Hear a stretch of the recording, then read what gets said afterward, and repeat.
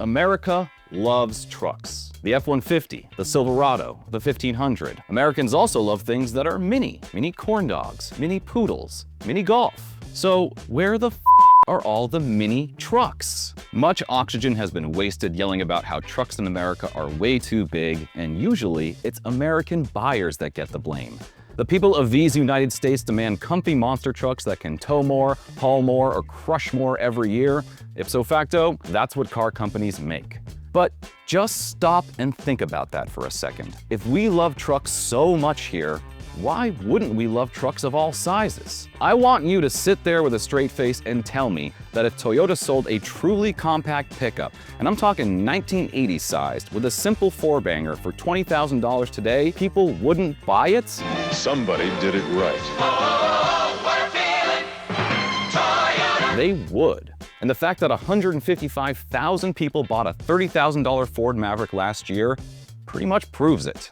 But Toyota can't. Because the reason small trucks are barely hanging on has nothing to do with what Americans really want and everything to do with what our government wants car companies to build and sell here. This is exactly how we regulated away our own mini truck market. That's not fair. That's not fair at all. There was time now. The first part of this is something we've talked about a few times on the channel, the chicken tax, the tariff. Since 1964, due to a trade dispute with West Germany over chickens, the US has maintained a 25% tariff on all imported light trucks. It was initially meant to target the sweet VW Type 2 van pickup, but in time, it completely altered the way trucks were built here. As American trucks got bigger through the 1960s, even the car-based utes like the Ford Ranchero, more space opened up at the compact end of the market. And it just so happened there was another post-war auto industry coming on strong with small trucks at that exact moment: Japan. Datsun had sold the tiny 220 pickup here since 1958, and Toyota jumped in with the first Hilux in 1968, using a loophole in the chicken tax to ship new trucks here as chassis cabs, stick a bed on it on American soil, and get away with only a 4% tariff. It was a convoluted process, but it worked.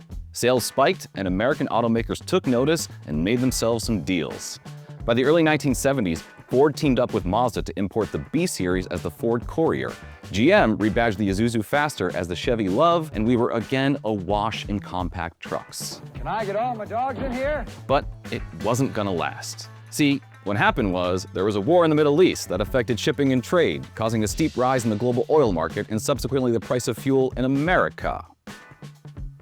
Again, it's like poetry, so if they rhyme. The 1973 oil crisis, followed by a sequel in 1979, sent shockwaves through the global auto industry. Admittedly, it did increase demand for these small trucks, but together with the new emission standards introduced with the creation of the EPA and the solidification of the Clean Air Act in 1970, those seismic events forced American automakers to downsize and finally try building their own small cars instead of handing profits over to the Japanese. So say goodbye to those trans-Pacific deals for small trucks, save for Dodge rebadging a Mitsubishi in 1979 like it slept through the entire decade. GM introduced the homemade S10 pickup in 1982, Ford launched the Ranger in 1983, and off we went. Then in 1980, the chassis cab loophole was closed to stamp out those import shenanigans entirely. Though credit to Subaru for finding another one by throwing jump seats in the bed of the Brat to get it classed as a passenger vehicle instead of a light truck. But by that point, it hardly mattered because Toyota and Nissan had both set up factories to build their pickups in America and get around the chicken tax entirely. So for one more decade, the models they built here were identical or close to identical to the ones sold everywhere else, meaning they weren't designed to be American scale. But by the 1990s, free to do whatever they felt like in the US market and armed with a better understanding of what Americans wanted, both companies split their pickup lines to make bigger and more capable US-specific models, the Tacoma and the Frontier. Even Mazda dropped its Japan-built B2000 and started rebadging Ford Rangers. Now, I want to acknowledge that that summary is pretty high level and leaves out a few things that might make you question the premise that it's not the consumer's fault. It's not what you like, it's the consumer. VW tried introducing the US-built Rabbit pickup in 1979, and it totally flopped. GM made the El Camino all the way to 1987 and only discontinued it after 8 straight years of falling sales. The Dodge Rampage couldn't get it done, and neither could the Mitsubishi Mighty Max. People vote with their wallets, as they say, and they stopped picking small trucks. But there's a big difference between a car-based ute and a truly purpose-built compact pickup that can tow, haul, and do everything a larger truck can. Where I live in LA, junk collectors and landscapers are still driving around in beat-up 80s Toyota trucks because there's nothing else that matches the payload and durability at that size. And more importantly, size itself is relative to the context of the time and market in which a vehicle exists. Sure, the Toyota Tacoma got bigger than the Hilux once it split off in 1995, but you look at this picture of a 2005 Tacoma and tell me it's not a small truck. You could buy it in a single cab model that's nearly a foot shorter than the Ford Maverick all the way up to 2015. Point is, despite geopolitics, stupid taxes, and the fact that all cars started getting bigger by the late 1990s again, we still had our pick of genuinely small trucks well into this century. Something else changed. What could it be? Oh right, regulation. I thought this was America! Huh? Isn't this America? I'm sorry, I thought this was America! Now, I want to be clear and say that I'm not anti-regulation, even though we clown on them a lot around here. I'm anti-bad regulation. I'm all for the government enforcing headlight brightness standards. We made a whole video about that. But like with that exact case, so often our government's messy web of overlapping agencies that fail at basic communication makes the rules do exactly the opposite of what they're supposed to. And that's what happened here. Rewind to 1975 again for the introduction of the Corporate Average Fuel Economy Standards, or CAFE. Basically, it's a set of rules applied to new cars and trucks requiring them to meet an average MPG target based on the type of vehicle. It's not illegal to violate them, but car companies pay heavy fines if they do.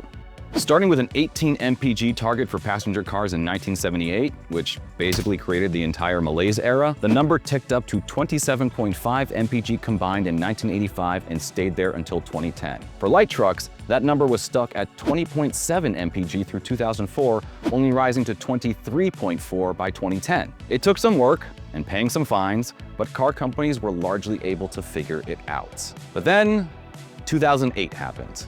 That was the year the Department of Transportation started ratcheting up CAFE standards and changed the way they were calculated to what's called the footprint model, which varies the efficiency targets based on tire size, track width, and wheelbase. The formula is complicated, but it essentially means that the smaller a vehicle, the higher the fuel economy requirement.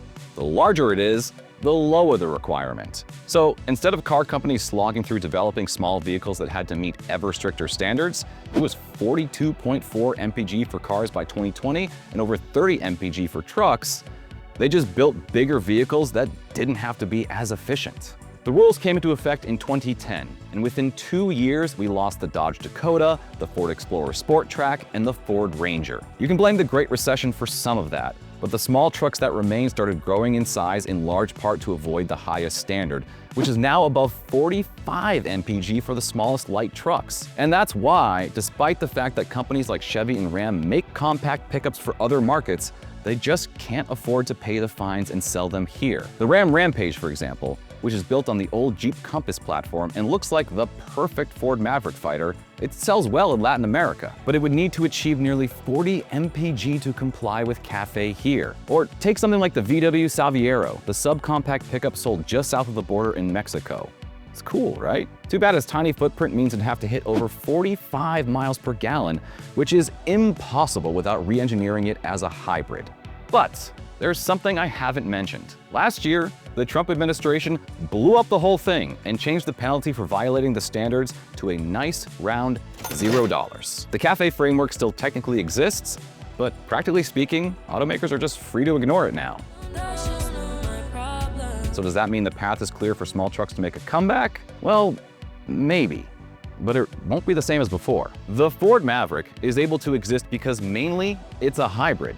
And the convoluted mix of qualifications is also the reason the EcoBoost engine only comes with the all-wheel drive setup.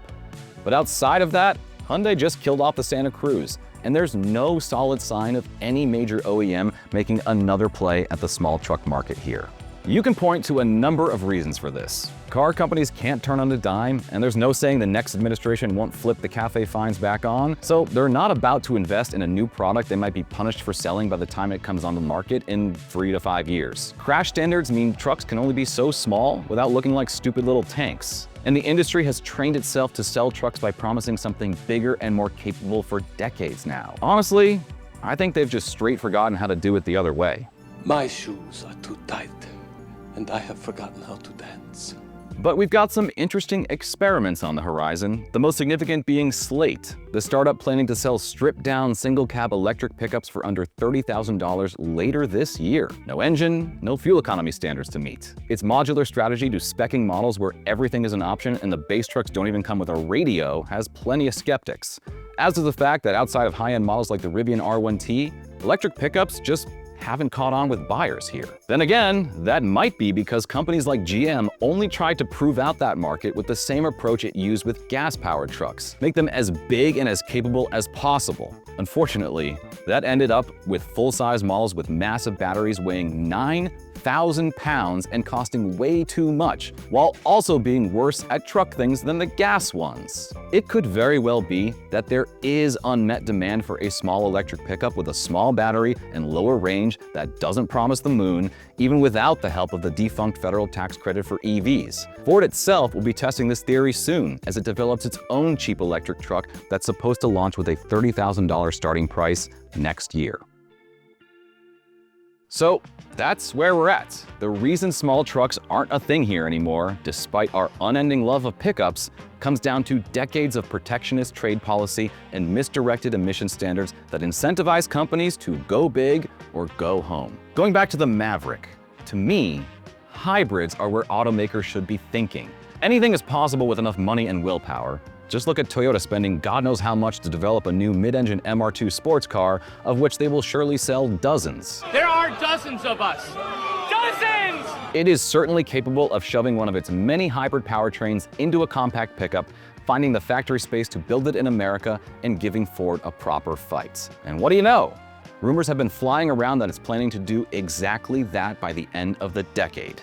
Besides, the reason the Maverick is selling well isn't just because traditional truck people are flocking to it. Like those old trucks, it just feels like a good value for anyone seeking a practical and relatively inexpensive daily driver. A friend of mine just traded in her Subaru Crosstrek for one despite not needing a truck. That pretty much says it all. But for this to work, the auto industry will have to curb one of its worst instincts, taking the slightest hint of demand for something cheap and simple as a sign that surely people will pay more for more. It's easy to forget that the Ford Maverick launched with a sub-$20,000 starting price just 4 years ago. Now, with destination fees, it's close to $30,000.